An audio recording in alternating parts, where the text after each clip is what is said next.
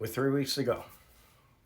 The former disaster in chief, pictured here, has ratcheted up his rhetoric, which of course you expected he would do. And he's turned up the hate speech, and he's turned up the personal attacks, and he's turned up the lies, especially the lies.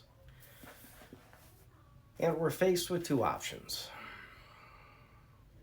One is a new beginning with a potentially dynamic and powerful leader. One is a rehash of the same old promises that he never acted on anyway. But here's what we know we can expect from Donald Trump. He's going to do a few things. He's going to cut taxes for the rich. He's going to implement even bigger tariffs on goods from foreign countries, especially China,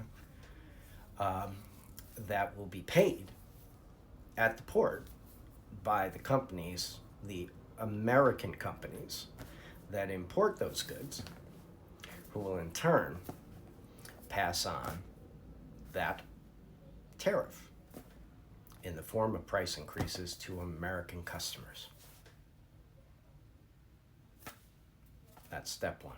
Donald Trump will increase an invisible tax on American consumers called a tariff. You know why he's going to do that? He's going to do that because he needs to pay for his tax cuts to the rich. Because the fact of the matter is, he will not just extend, but deepen his tax cuts to the wealthy, because even though his presidency existed on the backs of bumbling idiots and poor whites and let's be honest, racist hillbillies, they refuse to admit the truth of their error. Because that's the worst thing about being stupid. Stupid people don't want to admit that they're stupid, because then they would have to face the fact that they're stupid. But the moral to the story is very simple. Donald Trump's presidency will be about two things.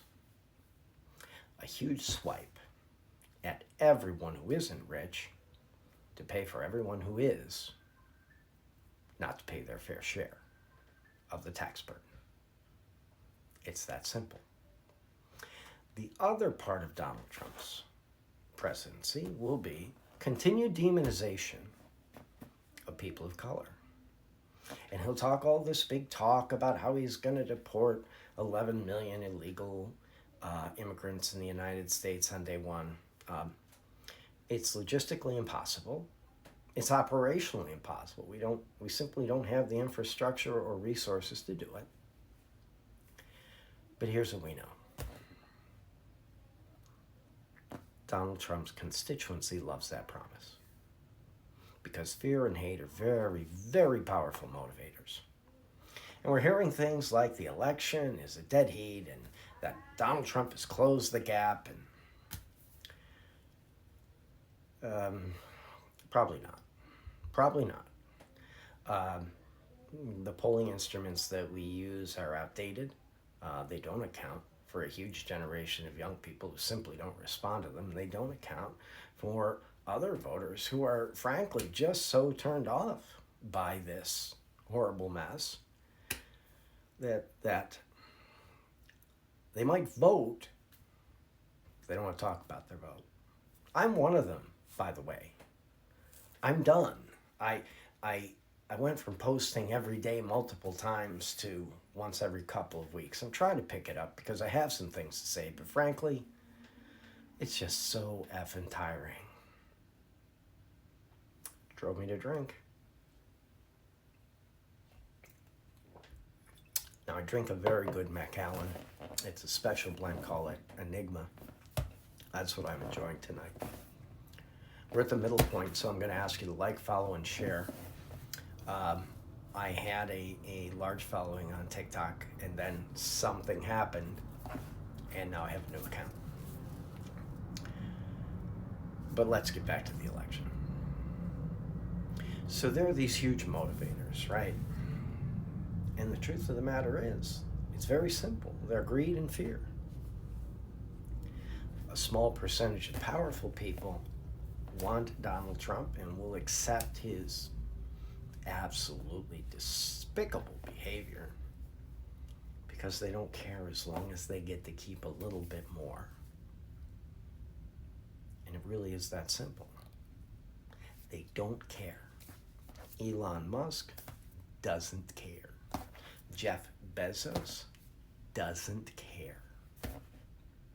They don't care what he says. They don't care if he farts on stage. They don't care if he shits his pants audibly. They don't care if he fakes an assassination attempt 1, 2, or 3 times. They don't care.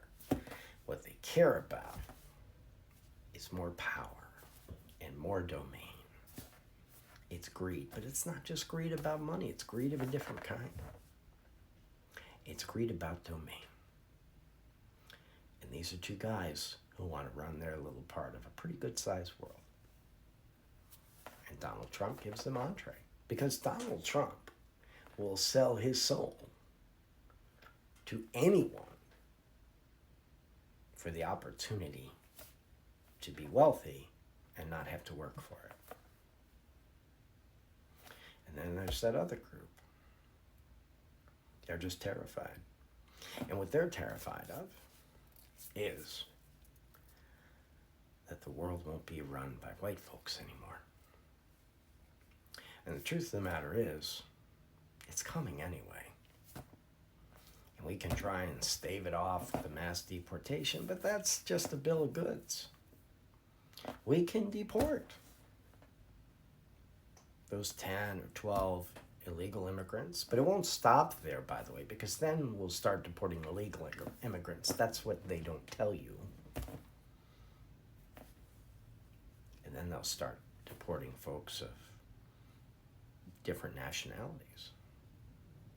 That's what they also don't tell you.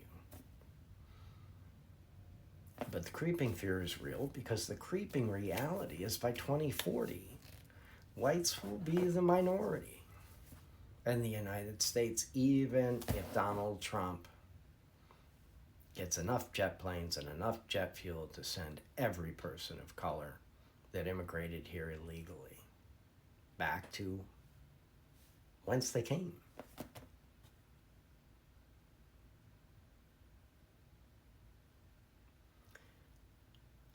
So it's really that simple. It's about greed and it's about fear. And those two motivations will move folks to do extraordinary things. And extraordinary doesn't always mean good. Adelaide Smitler did extraordinary things. He moved an entire society to act in the most evil and profoundly sick way.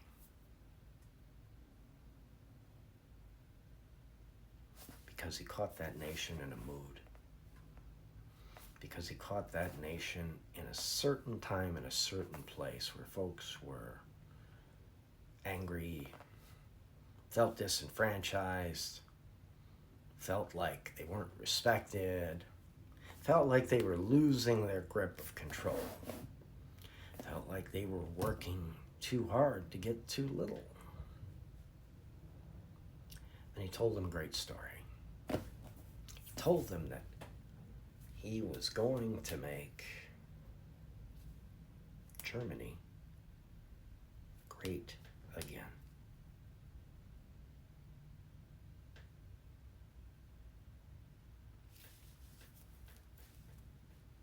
So we've got a job to do so we don't end up with this. And I'm urging you. I'm urging you to do the right thing this November 5th.